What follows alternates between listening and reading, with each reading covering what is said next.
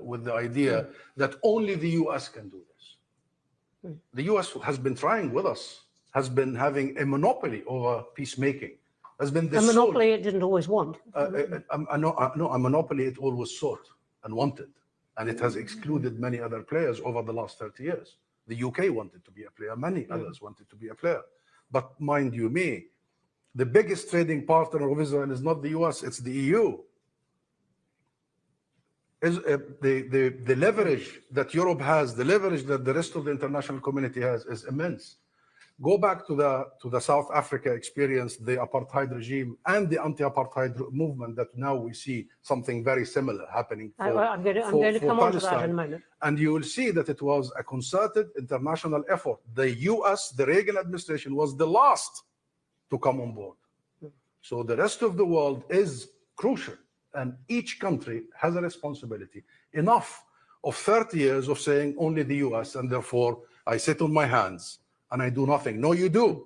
And every country is either part of the solution or complicit in the genocide and the atrocities. It is inevitable that we touch on history in this, whether 1917 or the last 30 years of negotiations. But I want to deal particularly with the immediate present and then try and push into the future as to what that future might be. If we stick with the immediate present, what, in your view, is the chance of a ceasefire in Gaza? We obviously have a desperate situation in Gaza at the moment. We are really at a very existential moment. I have literally just returned from a month in the homeland, in Palestine, in the West Bank. In the West Bank. It's the homeland. And I have been traveling north and south. I have visited almost every city and town. And what I have experienced, even I was not prepared for what I have seen. Rightly so, the attention is on the genocide in Gaza, the mass starvation in Gaza, the famine.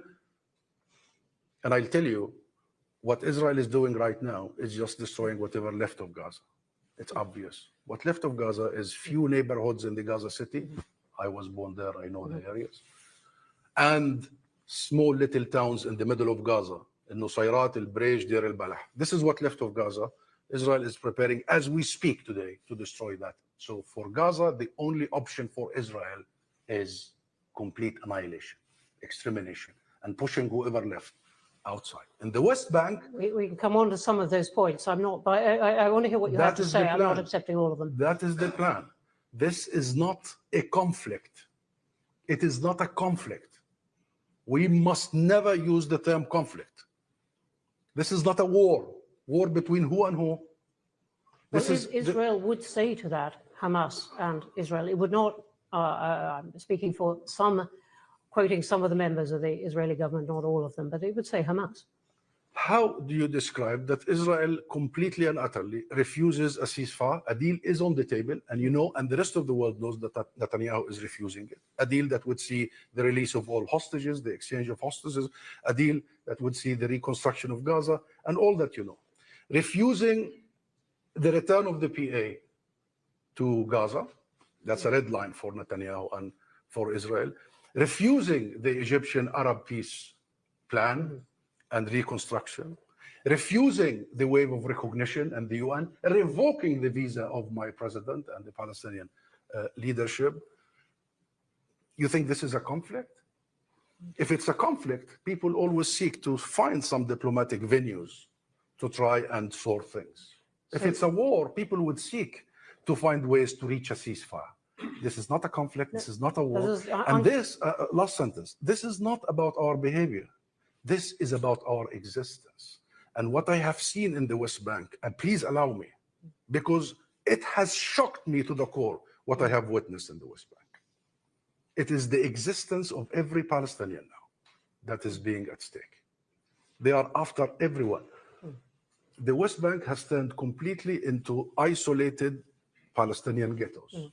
Each town, each village is surrounded by barbed wires, one gate, one gatekeeper, while the settlements are becoming the center, urban sort of infrastructure of the West Bank.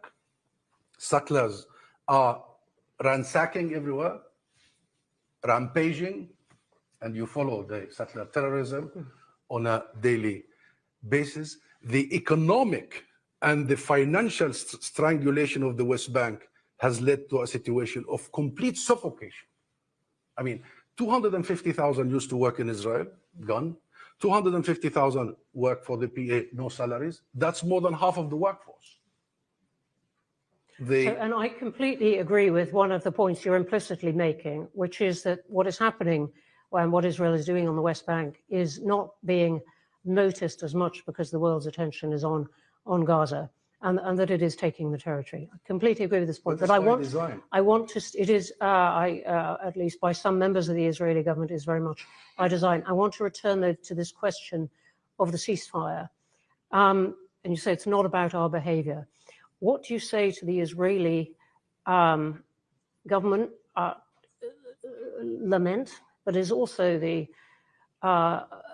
expression of many Israeli people of how can we get security? It's almost 20 years ago today that Ariel Sharon brought the settlements out of Gaza. Said, right, you run it. We're going to focus on the land that will forever be Israel. We're out of Gaza. And the Israelis, as you know, say, what we've got since then is rockets, and then we got October 7th. What do you say? I'm not saying to every member of the Israeli government, but to Israeli people who say, where is our security? Where is that going to come from? I say what Foreign Secretary Lamy said only a few hours ago in the parliament. He said, security can only come from definitive borders and rights, not from indefinite occupation. He's right. And Israel has got to listen from one of its closest allies, that is the UK, and has got to listen to the rest of the world. Have you ever seen a situation whereby security is assured without resolving the political issues? I mean, what is this logic? And put Hamas aside. Put Hamas aside. Here we are, for the last so many years, engaged solely, exclusively on diplomatic legal tracks, wanting to seek multilateral forums, wanting to seek recognitions, wanting to shore up the very vision that even Israel claimed to endorse, which is the two-state solution. And the moment we do so, we are described as diplomatic terrorists, and we are sanctioned by the US. And our president and our government officials are disallowed from traveling to the General Assembly. So, last sentence here. No matter what we do, peaceful resistance, boycotts, armed resistance, diplomatic resistance, we are completely and utterly besieged. And then the conversation is about Palestinian behavior rather than about the root cause of all this. You know what? Israel will only accept us if we accept our error. If we accept to be killed in silence. Yeah. Now, you don't, on this platform, at least, have to make the case for diplomacy. Chatham House is firmly of the view and the principle that diplomacy and negotiation and political settlement is preferable to fighting. And that is something argued down the years here. But I'm still trying to get to this sense of how you would answer that charge to Israel of Israel's security, because that has to be part, and we're going to go on to talk about the future, but it is very hard to get to that future without dealing with what are the conditions for a ceasefire, if you like. How do you say to people in Israel who say we gave it to them for 20 years and we got October 7th? I would say to the Israeli people, focus on the root cause. Understand that without respecting, acknowledging that we have rights too, that supremacy and racism and bigotry does not work. As long as I can talk to them, I would tell them that Fatah, Hamas, this and that are not the cause of the conflict. They are the symptoms. They are the outcome. And we need to focus on the root cause. It pains me when I see hundreds of thousands of Israelis in the streets demonstrating over the years, and the issue of occupation is completely absent. completely absent, even in the last 2 years. It's all about releasing the hostages, rightly so, but not much about their neighbors and what their army is doing to their neighbors, and how that is corrupting not just the army and the settlers, but corrupting the Israeli society itself. But as far as Hamas is concerned, there is a consensus, just to answer your question. There is a plan. The plan was endorsed by the Arab League. And the plan is that there will be a committee, a technocratic committee in charge of Gaza. Does not include any political faction. Not Hamas, not Fatah, not anybody. And guess what? Hamas accepts that. Who doesn't accept that? Who does not accept the unity of the Palestinian people, the unity of the Palestinian land, West Bank and Gaza, including East Jerusalem, and the unity of the Palestinian political system? One man, Netanyahu. And that's why we need to create the leverage, not only recognition, sanctions, accountability in the international arenas, the ICC, full arms embargo. Netanyahu will not listen. He's not listening to anybody. And everybody is telling him, including President Biden, if you remember, at the beginning of the events, he told him, do not do what we did after the 11th of September. Do not go after your rage and after your revenge. And look what happened. So we need to make Netanyahu and Israel listen. And that's why there is such a momentum now to create that leverage. So finally, Netanyahu listens to the rest of the world. Or maybe he doesn't, but maybe your audience then is the Israeli people. You said Netanyahu and the Israelis, there are elections due within a year. And what I'm probing for is your argument to Israeli people about what could come if they picked someone, say, other than their current prime minister. It cannot be a zero sum. The Israeli people have to understand they cannot have the cake and eat it too. They cannot just imagine that the West Bank and Gaza, they call it the territories, is like 20,000 miles away. It's literally 15 minutes drive from a place to a place. And they have to seriously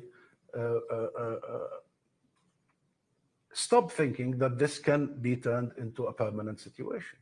Because that's exactly what Netanyahu told them 20 years ago. He told them, I will derail Oslo, and he did. And he told them, I will turn this situation, this occupation and settlements into a permanent situation. He is doing it. And he told them, and guess what? I will normalize the relationship of Israel with the rest of the region on this basis. And they elected him.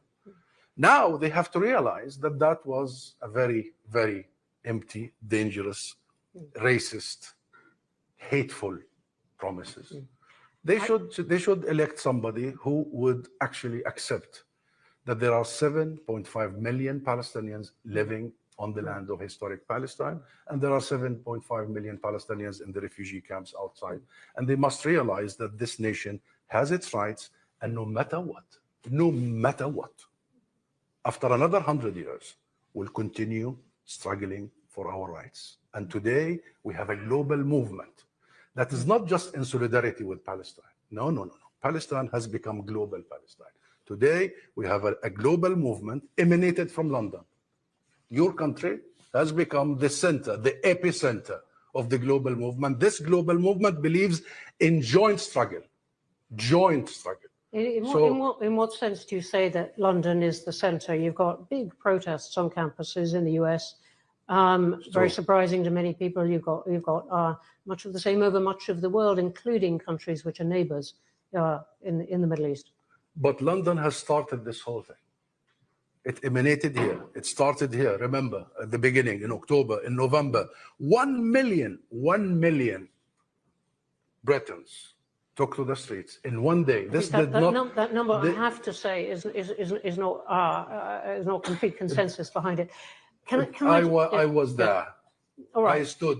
All right. I saw the streets of London. It doesn't matter the exact number. Yeah. What matters, London started this movement, and it has the biggest numbers in comparison to any place. And it has a historic relevance because the British people are the most active, the most engaged, the most aware, and the most conscious about the history and the Balfour Declaration and the colonial era, on the one hand. On the other hand, look at the anti-apartheid movement.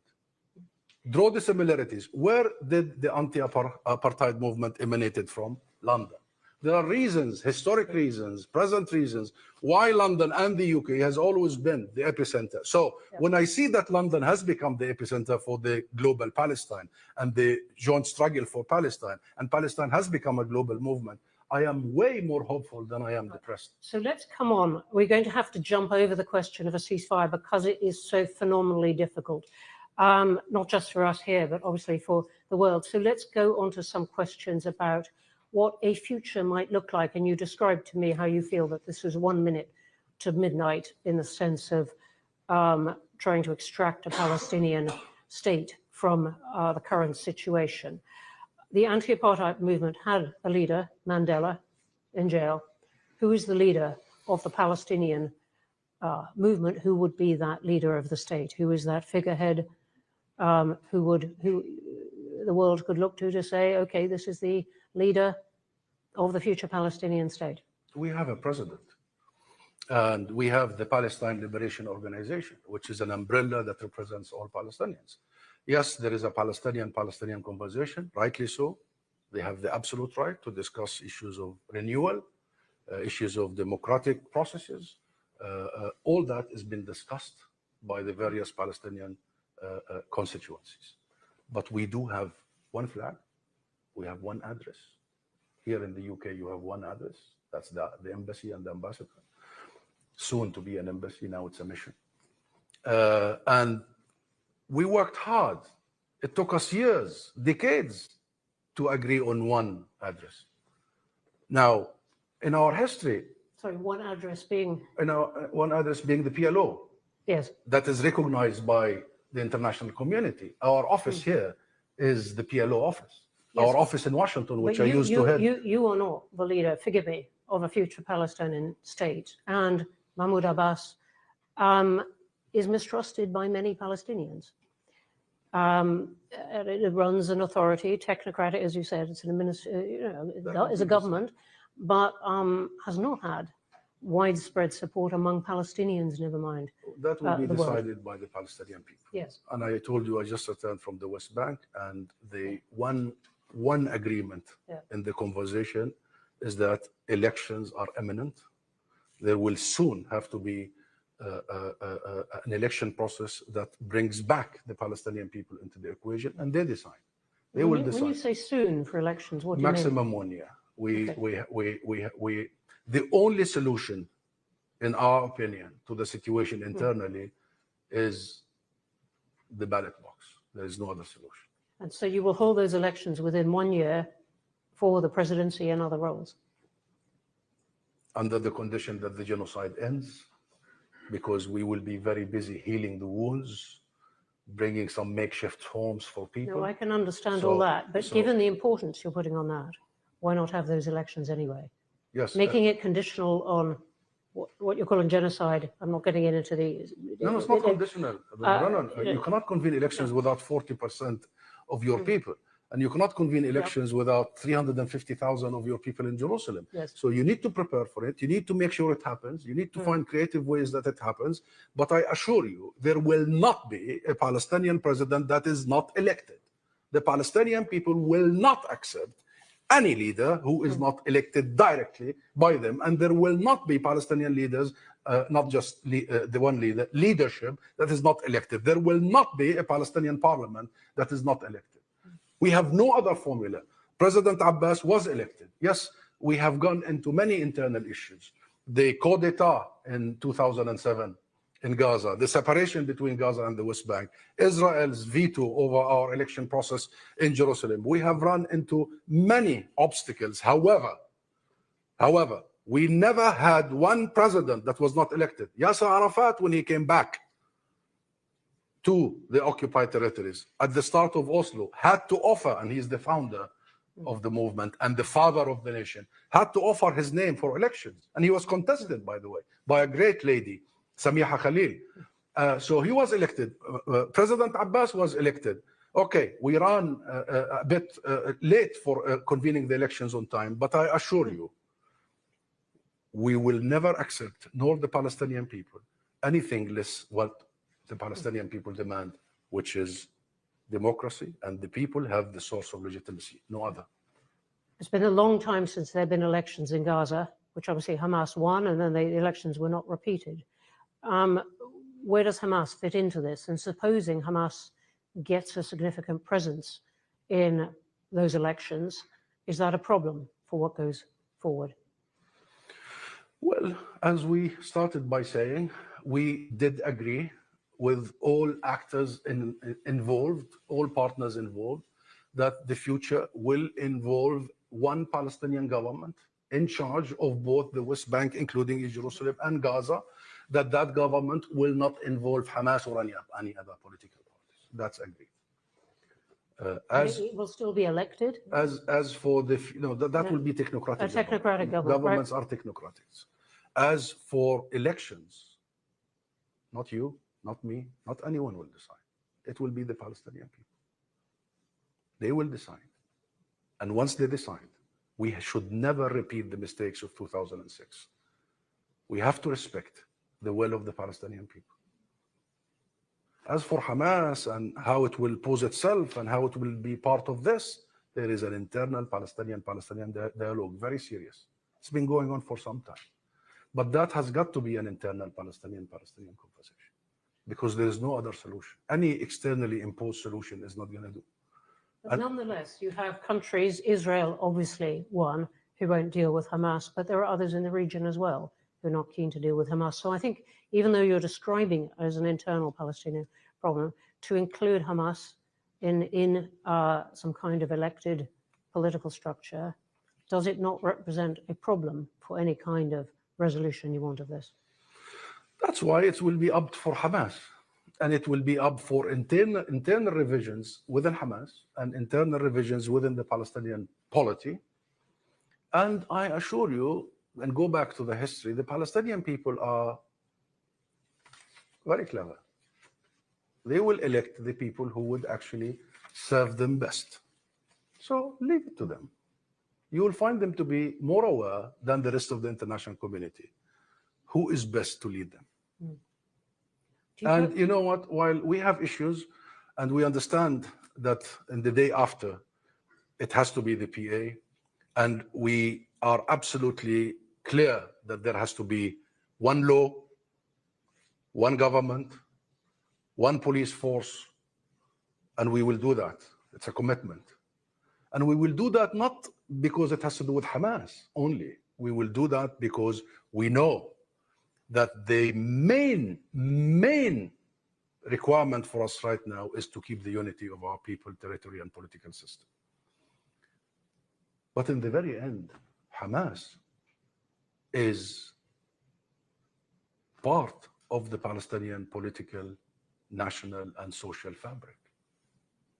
And they will not just disappear in a second. What we are discussing is not erasing. We are fighting Israel's erasure. What we are discussing is reform, change of direction, internal dialogue, so we avert Israel's complete annihilation project, and we maximize our interest at this critical moment that you described earlier as a minute before midnight. It was your phrase, but I picked it up because it is so resonant. Let me ask you a few more things before I come to questions, but just as we are on Hamas, do you condemn what Hamas did on October 7th? Seriously? Yes. Seriously. I'm not joking. I'm not joking. 2 years, and you have seen the many interviews in this regard on the 7th of October and what followed should have been clear that what we rejected was not what we believe in. And I'm not here to defend ourselves, because ourselves is very clear. We are absolutely, adamantly against targeting civilians. Absolutely. And our entire DNA for so many years is diplomacy. That's why I left academia and I wanted to be a diplomat, because I believe and this as is. I said, you don't need to make that case here. I don't need to entirely make that agreed case. on that. What point. I have refused, and I refuse this question, is because such a question has exactly led us to where we are today. And this was not the first time that you asked Palestinian officials to condemn ourselves. Because, you know, and that's the conversation I've had all along. This is about such double standards, such racism, such deep embedded dehumanization of the Palestinian people that I reject. I reject. On the 6th of October, the UN announced that it was the deadliest year for Palestinian children killed by Israeli forces in the West Bank. And I told your BBC anchors on the 7th of October and on the 8th, why did you not bring me here to discuss the killing of 360 children in the West Bank? And why, since the 7th of October, and despite the very well-recorded genocide, everyone saying now it is genocide, including Israeli human rights organizations like B'Tselem, and still until now, Israeli officials, including the Israeli ambassador here, appears on all platforms and not one question about condemnation. What is this? What is this?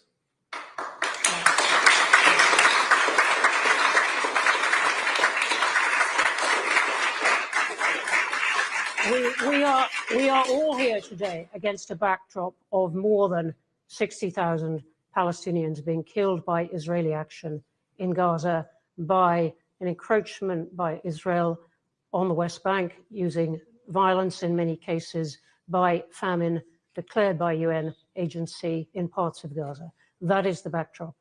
But it is still a question which is not about the Palestinian people. It is about Hamas and the role in the future, which is what we're here to discuss. So you may reject the question, but it still hangs there. Let me turn to a different question about the future. And you refer to it as well about the contribution of countries in the region and the plan. Various call it the Arab plan, the Egyptian plan, the various countries have tried to take leadership in this, but it is a new element, conceivably a very positive element. The countries in the region, the Saudis in particular, saying we are throwing our weight behind this. We want a state and a commitment to a state for the Palestinians. And we offer Israel all kinds of normalization, but we must have this commitment. Is that a support that you can use at this point? And if so, how do you use it? Absolutely.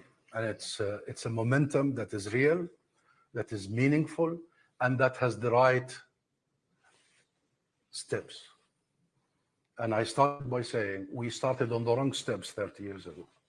We start by a firm commitment by the international community not to negotiations, because bilateralism between us and Israel for 30 years have led us to the minute before midnight, have led us to the acts of erasure.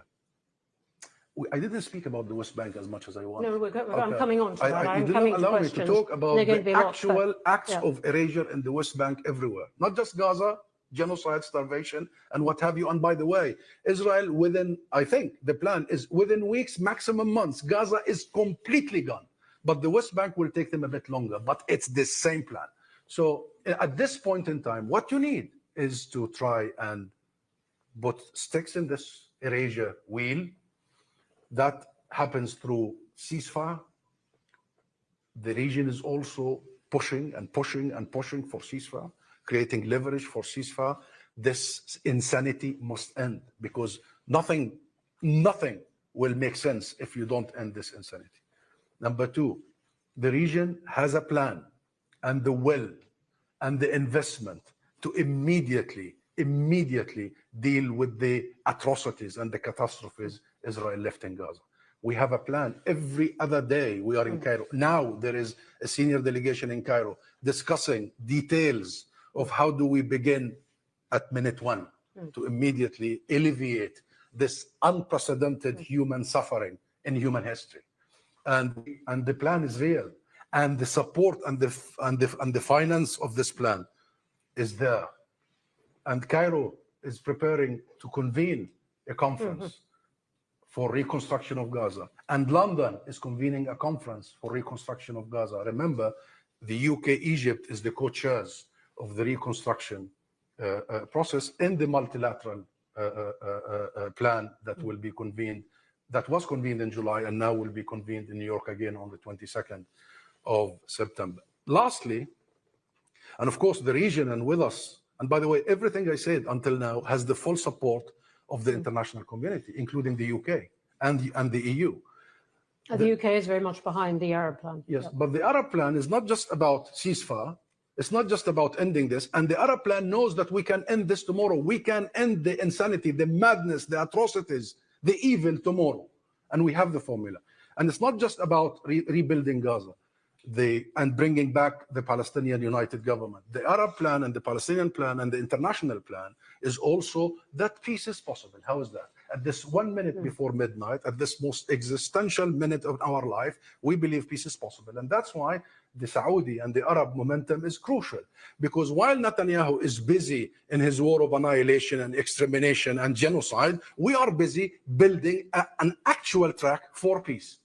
And every act on the way is an act of peace, including sanctions. Here, in what we're doing, when the UK government imposed sanctions, it's an act of peace. When Belgium declares only a few hours ago it will recognize at the General Assembly, it's an act of peace. What you will see in New York might be the actual last attempt at implementing the two-state solution. So let that not fail. Anyone, let that not fail. Let me just pick up as my last point then, this question about whether we are 1 minute to midnight or in fact 1 or many more minutes past midnight. Is a two-state solution still possible? We had in the past couple of weeks Israel saying it would build on E1, this very technical term for an absolutely crucial hill where Israel has already built police station, road, and so on, but now build residentially on a part of land that would split the West Bank. Is a two-state solution still possible? The answer is yes. Any solution is possible. The problem is not, is the two-state solution the bad solution? It's a good solution. Or if one democratic state for all of its citizens from the river to the sea is it's a good solution. Any solution that includes the 3 rights of the Palestinian people is a good solution. The right to self-determination, that's enshrined, it's a birthright, inalienable right, no conversation. Remember, there was a law in the Knesset recently to specify that the right to self-determination from the river to the sea is exclusive to the Jewish people, because they know this is the main right for us, to block a state. Number 2, the right of Palestinian refugees. I mean, you're talking about more than half of the Palestinian people, including myself. You cannot reach a solution without addressing their issues. They have properties, they have homes, they have issues, they have international law backing them. And the third is equality. Wherever we are, including Palestinian citizens inside Israel, have the absolute right to be equal. These are the 3 rights. So these are principles that you and your colleagues have been arguing about for decades. What I'm asking at this exact moment that we're talking is, given the territory that Israel and settlements have taken, particularly from the West Bank, is a two-state solution really possible in terms of the land that is left here? I was going with this, that the problem is not the vision. The problem is enforcing the vision. The problem is not the law. The problem is in the enforcement of the law. No one is enforcing it. And throughout all these processes of trying to implement the two-state solution, including Oslo, we had no accountability mechanism. Israel was quadrupling the settlements, no accountability mechanisms, no international guarantors, no nothing. So we need to learn the lessons. And I believe what we are about to do in New York is learning the lessons about the lack of recognition. So we correct that as a first step again. And I must say that I have heard the announcement here in London about the recognition, and it has, unless Israel stops the genocide or the war on Gaza, unless it stops the siege and the humanitarian assistance gets accessed, and unless it stops the annexation of the West Bank. And let me explain. Recognition must be completely and utterly unconditional. It is a legal... So the UK government was wrong. It has to be unconditional. This is an inalienable right. You do not discuss with it anything else. And it is a legal obligation upon the UK government to stop the genocide, to stop the annexation, and to recognize the state of Palestine. It's not either or. But the two-state solution is possible, absolutely possible, should we garner sufficient international will to enforce it. And that's our plan in New York. We want to build a multilateral momentum, energy that includes the world, not just one mediator, and hoping that one mediator will jump on the wagon later towards implementing, actualizing, is that a word I can use?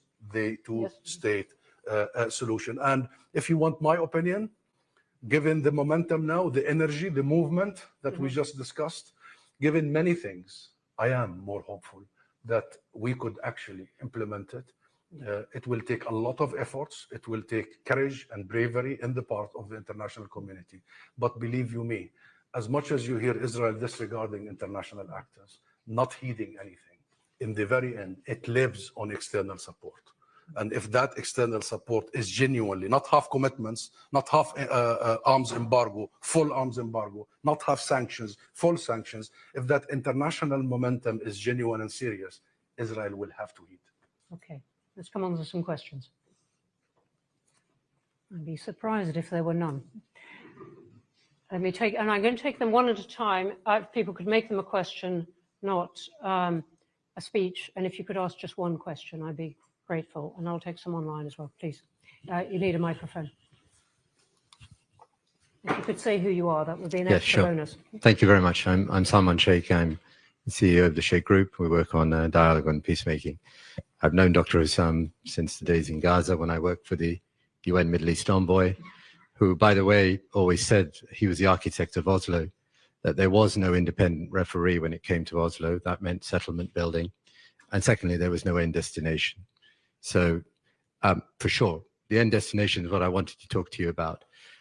I agree with you, Dr. Hussam, about a more hopeful scenario, but many of us who've known Benjamin Netanyahu believe that he's now more nakedly pursuing a greater Israel project, which includes, of course, erasure of Palestinians in Gaza, but also in the West Bank.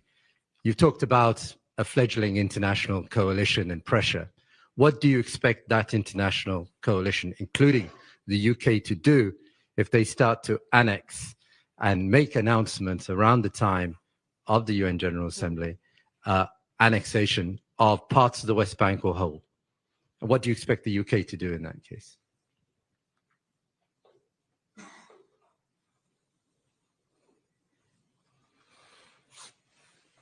You know, many of these questions, Salman, and it's good to see you, my friends. We were colleagues in the UN office at that time. You see, I'm an intruder into politics. Many of these questions have a very simple and straightforward answers, and sometimes it gets me a little bit heated to ask this question, because it was very straightforward when Russia invaded Ukraine. What should the UK do? Very straightforward. And for the rest of the world, the full force of the law, the full force of the law was applied instantly. No conversation. Invasion, conquering land, the inadmissibility of conquering land by force is the premise of the international order, the rules-based international order. So should the West Bank be annexed, or Israel announces that? By the way, let me dare to tell you, Salman, after that month in the West Bank, I think Israel de facto has already annexed the West Bank. It's just waiting for a moment to announce it. It is destroying the entire apparatus of the Palestinian government, the authority. It is not allowing any services to be provided. It is re-establishing direct relationships with the Palestinian people. It is announcing that the civil authorities, the civil administration is in charge. It is even taking back authorities like land authorities. So now you cannot build anywhere without their permission. All this is preparation for.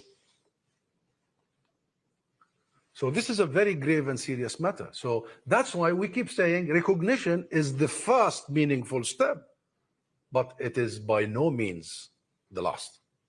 It has to be followed by actual sanctions. Actual sanctions. And what are the sanctions? And not number one. And I'm really surprised that I have to say this. I should not have ever sat here and said this. Ban settlement products. Number one. You keep saying every morning, every evening, from 10 Downing Street and from the Foreign Office and from every single establishment here, that these colonial settlements are illegal, and they are. It's not you saying. It's international law. They are illegal under international law. Okay. Yeah. Why do you import illegal products? Why? Why, Salman? Okay, Yes. so that's Okay. point No, one. no. Start with that, number one. Yeah. And you know what? You are so against annexation. Why annexation is happening? Because of the settlements. So hit the settlers, hit the settlements. And I don't want you to hit them in the head. Hit them in the pockets. In the pockets. And the list of sanctions, and I see Andrew here from the FT, because I've discussed this with him before. The list of sanctions is very long. Sorry to call you off guard, Andrew. The list of sanctions is long, and we have provided that list to the government here. Be real and don't be half committed, and don't zigzag and dance around the issues. Illegalities must be marked.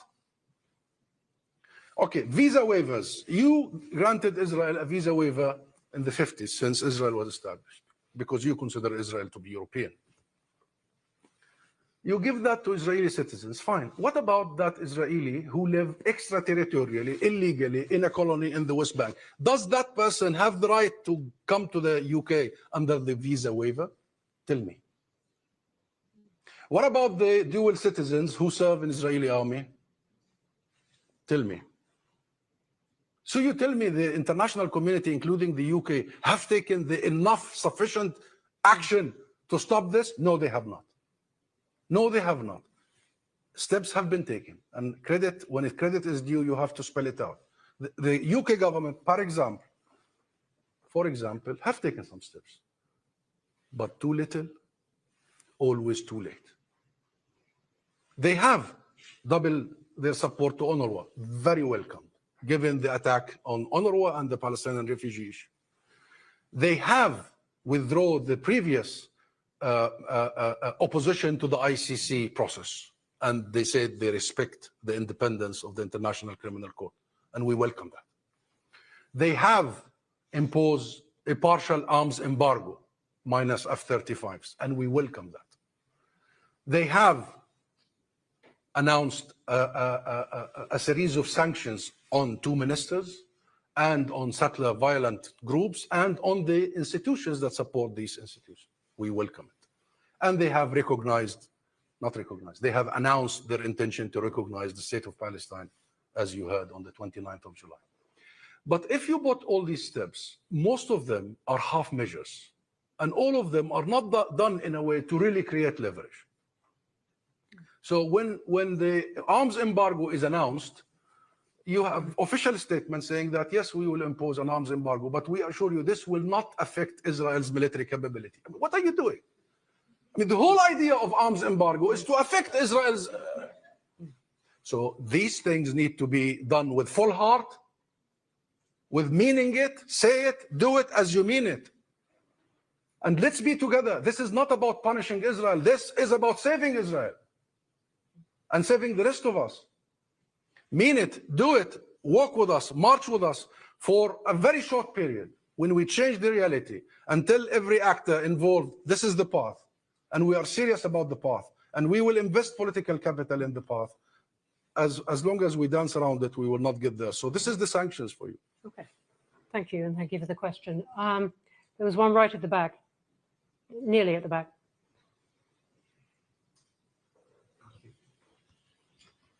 Good afternoon. My name is Aaron Sahin, and I'm a final year student studying international relations at London Metropolitan University.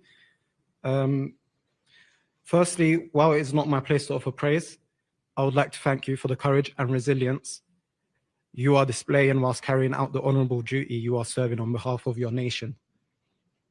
Throughout the course of Israel's genocide in Gaza, you have continued to advocate for the recognition of Palestine and a two-state solution in the strongest way possible. Despite living with the grief... Excuse me, sir, I'm sorry. Could you get to a question, please? Yes, of course. I respect why you want to make a short speech, but of course. Even a speech of praise, but it Very must be a shortly. question. Despite living with the grief of the loss of over 60,000 Palestinians, of which 83% does not have the air of a question in the making. I must make this statement of fact. I'm sorry. I'm sorry. Okay. I'm sorry. Your Excellency, you must ask a question. You have mentioned that there is no accountability mechanism and no enforcement of law. So my question is this: should the state of Palestine be granted full recognition as a UN member state in the near future?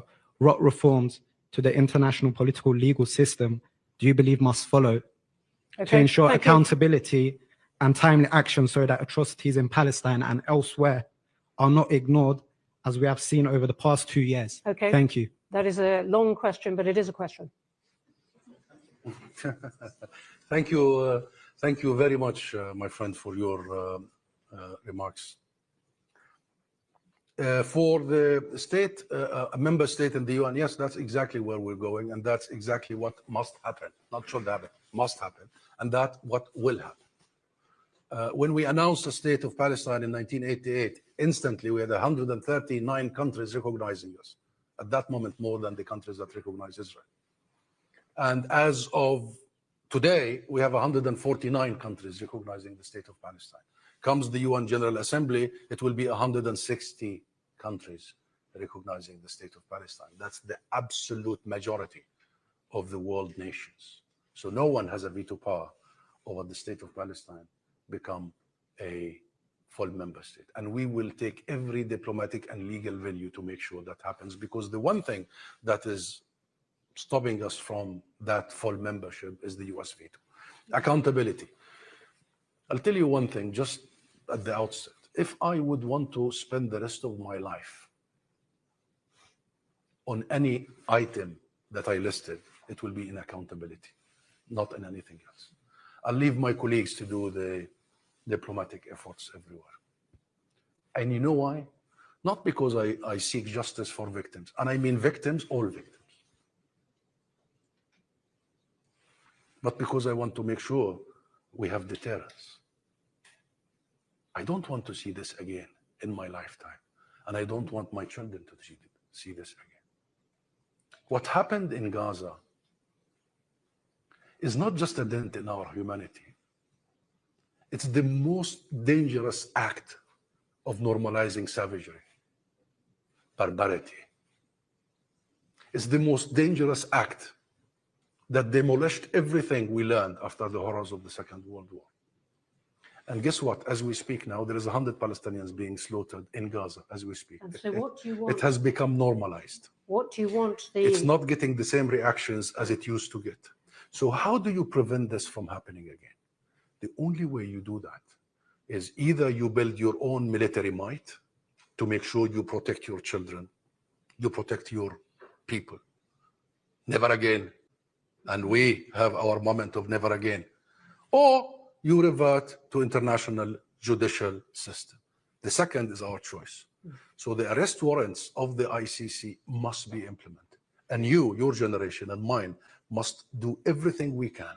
So every war criminal from all sides must be behind bars and pursued by the international justice. Without achieving that, we are just sitting ducks waiting for the next acts of genocide. So thank you for that. And it was the question I was going to ask, which is what constitutes international accountability these days when the world and some of its main players are not agreed on the nature of that accountability, whether the Security Council or ICC and so on. But thank you for that. There's something the Chatham House is working. No, hang on one sentence. Why we don't agree? We immediately agreed to take the Russian president to the ICC. The ICC has been... Not every country is, and the US conspicuously is one of those that doesn't throw its weight behind that. So the world overall is not completely agreed on that, which is a weakness in the international accountability. But thank you. You answered where you're throwing your weight. I want to try and get one or two more. There's one right at the back. There was, and then I'm going to come to the side here. Yep, right at the back with a white sleeve is all I can see. Yep. Hi, I'm Lauren. I kind of want to ask a question in a somewhat similar vein. So it's been over a year since that ICJ ruling. You talk about the arrest warrants not being acted upon, and given how long Palestine has been ignored by the international community, why do you still have the faith that international diplomacy can be your route to recognition? And if you do, what do you see the future of this process when it has forgotten Palestine for so long? Thank you. I'm hopeful because of you, my friend, and because of the new generation. And I'm hopeful not because I have any doubts or illusions that the US will help actually implement the arrest warrants. My hope comes from the fact that I believe firmly that the problem is not in the law. And the problem is not even in the institutions of the law, as in the ICC or the ICJ. The problem in some countries, in a very imperialist, hegemonic way, think that there are laws for some and laws for others.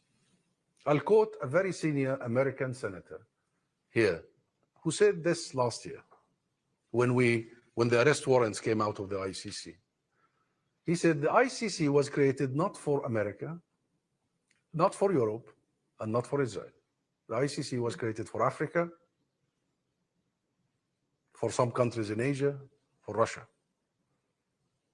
So the problem is in the double standards of applying the law, number one. Number two is in enforcing the law, as I started by saying. Now, your role as a new generation, and my role and our role, is to make sure that the law is applied equally. I know this sounds very simple, but it's so hard to get. And I have hope in the newer generations, and I follow what is happening in the US, given that the US is the biggest obstacle to applying the law equally. I see your generation, and I just heard our friend from Yale University and many other universities. We followed the incumbents. Yes, we followed the backlash and the censorship and the blackmail. But we also see that growing numbers of people worldwide, that is reflected in national political processes, that they really want to see the full equal application of international law. It's not going to be easy. It will be difficult. But hell, you and I will have to keep going until we get to that point. Thank you. I'm going to squeeze in one more quick question. There was one here at the side. I'm sorry, I'm taking them sort of in the order they came. The lady here on the side. Good day, good afternoon. My name's Thanisa Naidu Lewin. I'm from the South African High Commission in London. Bronwyn, thanks for giving me the floor. I know you don't want us to make statements, No, but I don't. I really don't. I'm really not going to make a statement, but I have to preface it as an international lawyer by stating that while I've been here, I've read about, sorry, I want to call you ambassador, but I'll call you the head of the Palestinian Mission. Not ahead. Okay, but it says that there. I noticed from your Wikipedia bio that you were born in a refugee camp, and therefore I feel that you have a particular place and a, what's the word? You are well placed to speak about your country's and your nation's history and the way forward. My question is, to what extent has South Africa's genocide case at the ICJ, together with the ICC arrest warrants, helped to broaden and widen the international community's help in BDS in bringing the cause to as many people as possible? And what more, apart from diplomacy and speaking about these in forums like Chatham House, can one do to assist Palestine recognize its full statehood? Thank you. Thank you very much. Thank you very, very much. And I would want to start by answering all of your previous colleagues who asked questions by pointing to what is the way forward. And in my opinion, the way forward can be summarized by one country, that is South Africa. South Africa have shown the rest of the world how to be a responsible international actor. South Africa have shown the world how to actually take law to the letter and how to make sure that law is applied equally and to all. And I salute you, and I salute your country being from the Commission of South Africa. And actually, I am going to salute you myself, because I know Chatham House don't like the upload. And having said that, my friend, we need to keep the course that you started. And now we have multiple forums and groups, including the Hague Group, as you have followed, and South Africa was taking part of that to make sure that we apply the international law equally. But the ICJ was a watershed moment. And there are two moments in that. The moment South Africa and other countries took Israel to court for the crime of genocide, and as early as January 2024, the court came out with a clear ruling that it is plausible the crime of genocide is being committed, and therefore placed Israel officially on trial for genocide. Not you and I know this is going to take years to come up with a final verdict. But the fact that the highest world court decided that the crime of genocide is plausible should have been the end of the conversation as far as the rest of the international community. But it wasn't. Until now, we suffer of convincing people. You're talking about January 2024, a year and what, 8 months ago? Only 3 months after the war started, or the genocide started. So it helped get us to this moment. All the way to yesterday, I had convened a meeting with the First Minister of Scotland, who told me that now Scotland have announced that it is a genocide. So it took a long time for many international actors to actually come to the point that the ICJ has already revealed. But there was another ICJ moment that is as important. And it was the state of Palestine that actually referred the case to the ICJ via the General Assembly, the UN, which is to assess the legal situation in the occupied territories. And in July 2024, and please, this has to be the watershed moment and the cornerstone of our work from now on. The ICJ came up with the 3 main rulings. First, Israel's presence in the occupied territory is unlawful and must end without any negotiation. It's illegal. By the way, there are occupations that are lawful. There are military occupations that are lawful, but the ICJ, the highest world court, deliberated and decided that this is no longer a military occupation, this is annexation. This is no longer a temporary situation, this is a permanent situation, and therefore unlawful. Second, all of Israel's illegal settlements are unlawful and must be dismantled unconditionally in the West Bank, including Egypt. Thirdly, and that's the most important part that us and the new generation will be working on, all third parties must cease immediately to provide any material, political, legal support to all this unlawful practice. And on this deck, on this pillar, we will build our international diplomacy.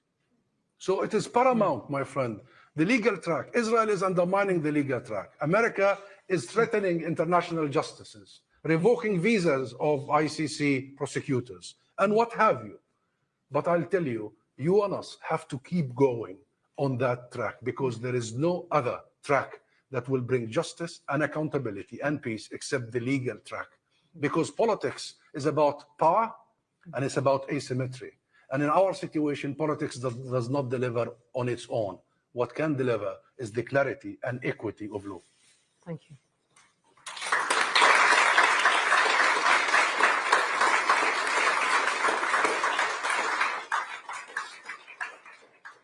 Thank you very much. And thank you for superb questions. Thank you online. I didn't take them online because it seemed to me they overlap with a very rich and wide discussion we've had, but thank you very much for asking them. Ambassador, we could have had this conversation at many points, so we could have it at many points in the future, but I wanted to have it now because we are in this crucial, very intense period coming up to the UN General Assembly. Thank you very much indeed for joining us.